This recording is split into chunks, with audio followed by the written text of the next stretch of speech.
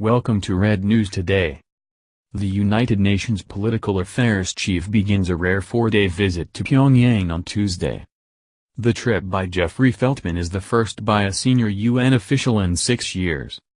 North Korea had extended an invitation to the UN in September to visit for a policy dialogue.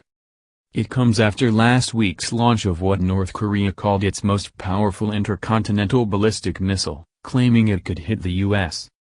Mr. Feltman, a former U.S. diplomat and the highest-ranking American in the UN, will be in Pyongyang until Friday.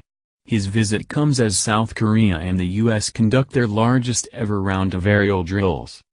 1A UN spokesman told reporters that Mr. Feltman will be meeting senior North Korean officials including Foreign Minister Ri Yong-ho, and will have a wide-ranging policy discussion on issues of mutual interest and concern.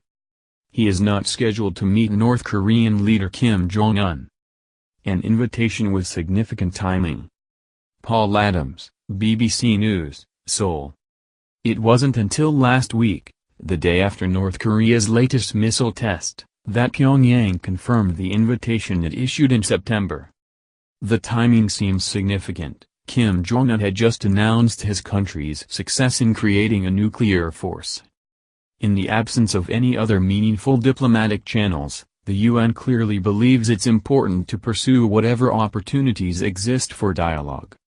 On his way to Pyongyang, Mr. Feltman held talks in Beijing, no doubt interested to hear what, if anything, came out of China's latest talks with the North Korean regime. Presentational Gray Line. China, a historic ally of North Korea and its main trading partner, had sent a top-ranking diplomat to Pyongyang last month for discussions with officials there. The UN has said there are no plans at present for UN Chief Antonio Guterres, who has offered to mediate in the North Korean crisis, to visit Pyongyang. The last visit by a senior UN official was when Valerie Amos, then the UN's aide chief, traveled there in October 2011. Mr. Feltman's predecessor Lynn Pascal also visited in 2010. The UN operates 6 agencies with 50 international staff in North Korea which provide food, agricultural and health aid. Malnutrition is a significant problem in the country. Mr. Feltman's trip comes during a period of high tensions following North Korea's test launch of a missile which drew another round of international condemnation. The U.S. ambassador to the UN Nikki Haley had said last week that if war broke out, the North Korean regime would be utterly destroyed.